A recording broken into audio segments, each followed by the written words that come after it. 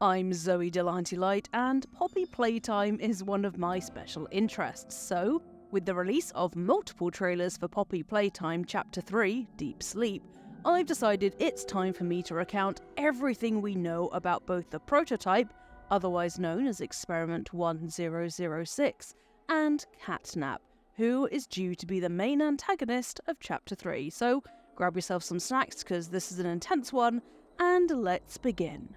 There are certain things we know about the prototype for sure, thanks to in-game lore notes and the Poppy Playtime ARG that revealed a lot of unexpected information about the mysterious entity. As a broad introduction, the prototype was the first successful experiment made by Playtime, the toy company, in their aims to create sentient toys to replace employees at their factory and increase profits. The appeal of these innovative experiments of theirs would allow them to sell more toys too, obviously.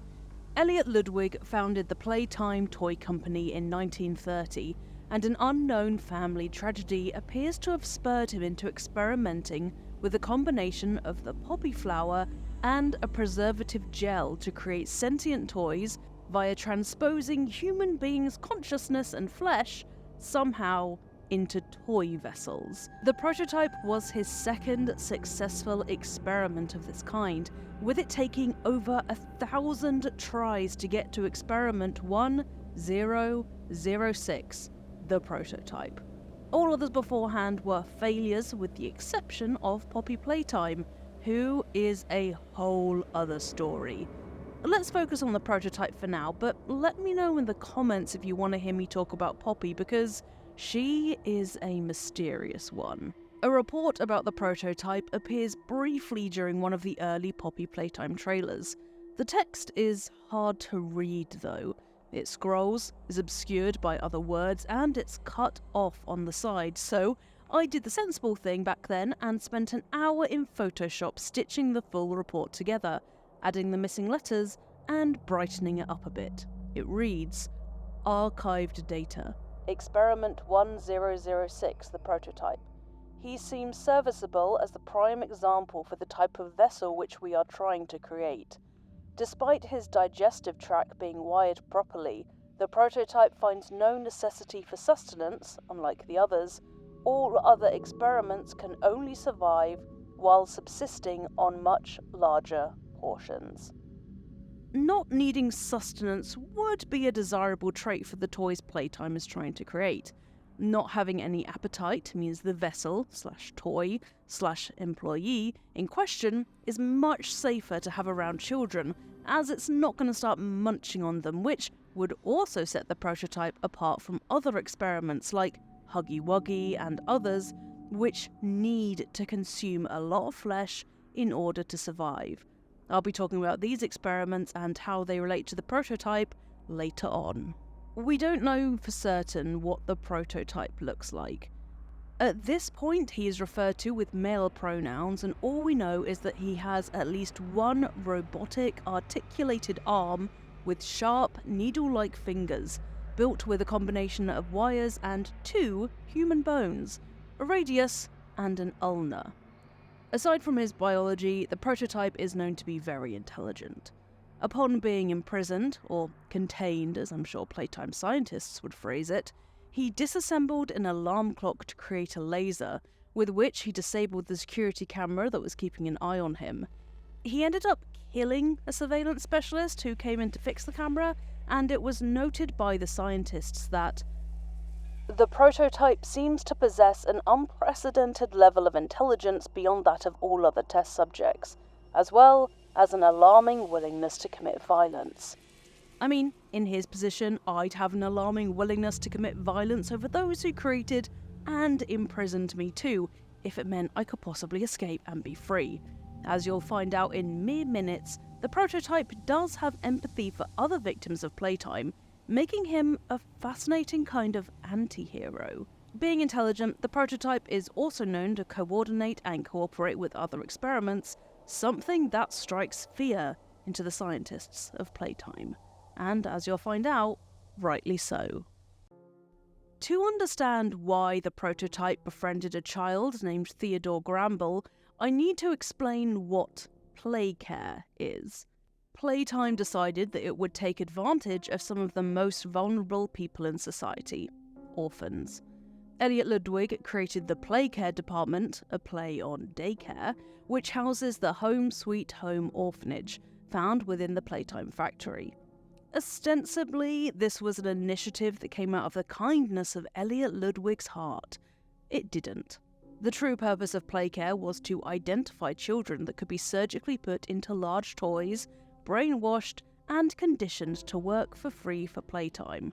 The whole affair was called the Bigger Bodies Initiative. Theodore Gramble was one of the orphans living at Home Sweet Home under the purview of the Playcare Department. One day, he drew a picture depicting a new imaginary friend, one that took the form of a single, long, spindly arm that we know to be the prototype. How the prototype befriended Theodore is unknown, but their bond was strong enough for Theodore to follow the prototype's instructions to look for an unknown file in the security office. Though, as Theodore was just a child, he forgot what file he was meant to be looking for when he was discovered by a security officer named Joel Sinclair. After this incident, the prototype took more drastic steps. He guided Theodore to open a maintenance store in Playcare using a leftover grabber pack and a green grab pack hand. Theodore tried to do what his friend asked, and it's theorized, and I think, that the prototype was trying to allow the orphans to escape. But, as Theodore was just a child, he accidentally electrocuted himself with the green grab pack hand and collapsed. Here is where the prototype shows his empathy and care for the children imprisoned by Playtime. He picked up Theodore's body and left it in front of the office door of Playcare's resident pediatrician Thomas Clark, foregoing the chance to escape in favour of saving Theodore's life. Thomas Clark allegedly saw the prototype after he left Theodore in his care, but all company reports say is that traces of tar were found where the prototype had been. I'm not sure what that means for the prototype's physiology. Perhaps that he's more machine than toy, lubricated with tar? I honestly don't know. Joel Sinclair and Thomas Clark, upon hearing about the incident, realised that the prototype friend was responsible, as the maintenance store required 2 people to operate, so Theodore couldn't have done it on his own. After this incident, Theodore was swiftly chosen to be turned into Catnap, a new toy who would oversee the children at Home Sweet Home. Catnap's job was to put the children to sleep with a special gas to prevent any more orphans from escaping or being befriended by the prototype, following in the footsteps of Theodore. Potentially, this was done to get rid of the prototype's mole in Home Sweet Home, but whatever the reason, Theodore's affection and devotion to the prototype would survive his transformation into Catnap. Catnap, like Theodore, is devoted to the prototype. It's described in one of the logs that Catnap would follow the prototype around like a lost puppy when they were in the same room. The prototype doesn't seem to mind. Leith Pierre, head of innovation at Playtime, infers that the prototype might still care for Catnap, although he is called temperamental and regardless has considerable influence over the impressionable Catnap/Theodore. Behind the scenes, the prototype was planning something that would become known as the Hour of Joy. On the 8th of August 1995 at 10:45 a.m, Kissy Missy was being relocated to Playcare via train when at 11:15 a.m, an unknown entity, presumably the prototype or Catnap or someone else, cut her straps and killed the employees on the train, thus freeing her.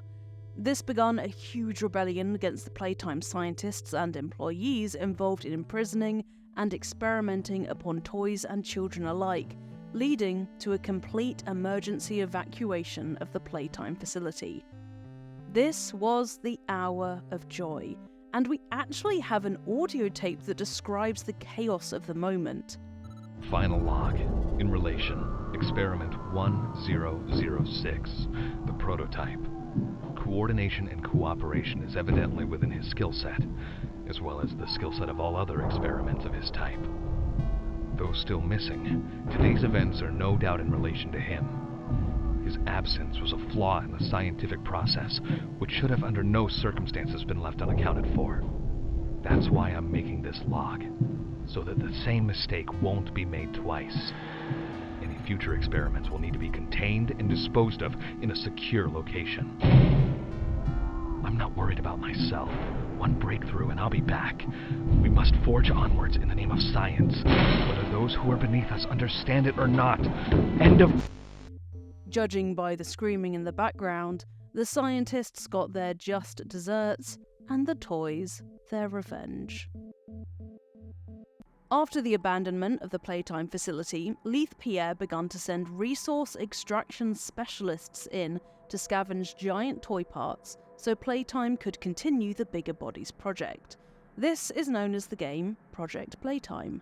Within the ruins of the factory, these specialists were hunted by the prototype via his subjects Huggy Wuggy, Boxy Boo, and Mummy Longlegs. The prototype wanted to prevent anything like the Bigger Bodies initiative from happening ever again, and honestly, rightly so. After the hour of joy, the toys had run into a major issue. As explained earlier, they all require sustenance to survive. Without the scientists feeding them at regular intervals, they created what would become to be known as the feeding pit. In this pit were sent the bodies of the dead resource extraction specialists, which the toys feasted upon. The prototype doesn't require food, however. He continued to oversee the other toys in the abandoned facility and keep them safe and fed. Many of the toys, including Catnap, began to see the prototype as their savior and protector. Eventually, Leith Pierre gave up on the idea of resource extraction specialists and stopped sending them into the facility. With their food source suddenly gone, the toys began to get desperate.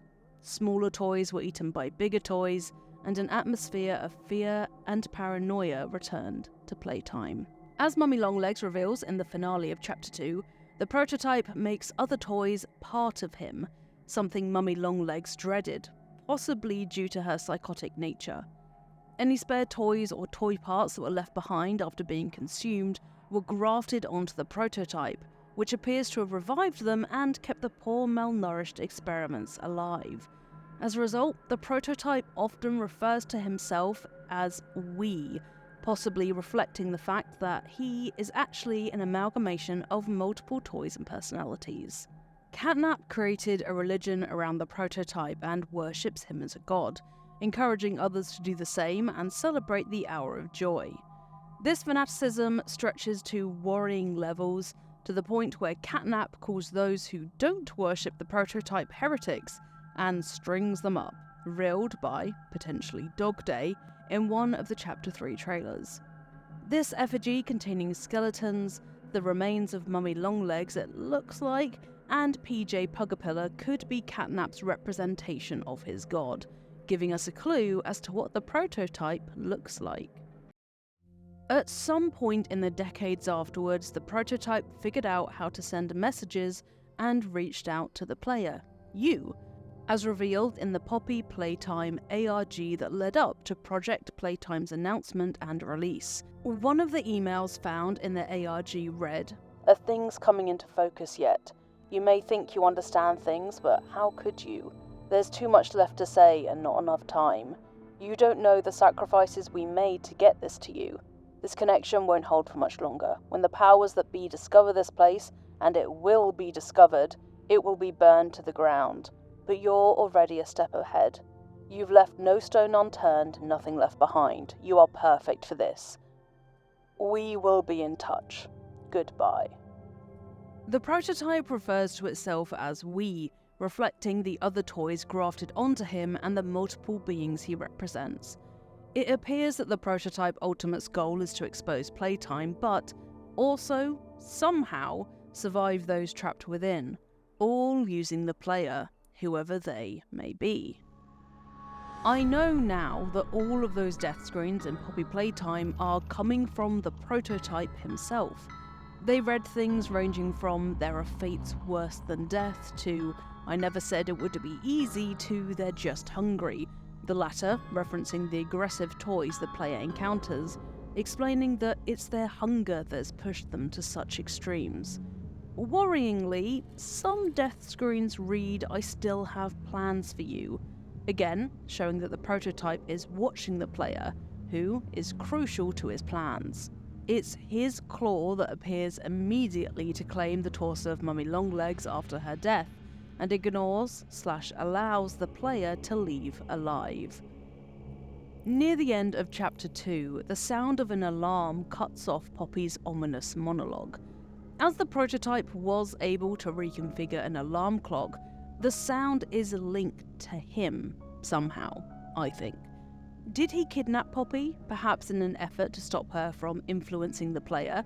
The train then increases speed and crashes at the playcare department, hinting that the prototype can also take control of machinery. In Playcare, Catnap awaits, and beyond him, ever watching, the prototype. What is the prototype's ultimate purpose towards the player? I can't be sure. Mummy Longlegs says that you, the player, used to work at Playtime, so you may be atoning for your sins at the same time as the prototype is using you to free the toys. We'll just have to wait for Chapter 3 to come out to see what the prototype has planned. That's everything I know about the rise of the prototype so far. If you have any theories about the prototype, please do tell me in the comments below, because I like having conversations with you folks, and don't forget to subscribe to Eurogamer for more Poppy Playtime, and also to see me play all 3 chapters when Chapter 3, Deep Sleep, comes out. Now, I'm going to go and continue to turn up the brightness of all of the black screens and Poppy Playtime Chapter 3 trailers to see if I can uncover any more secrets, so I'll see you folks next time.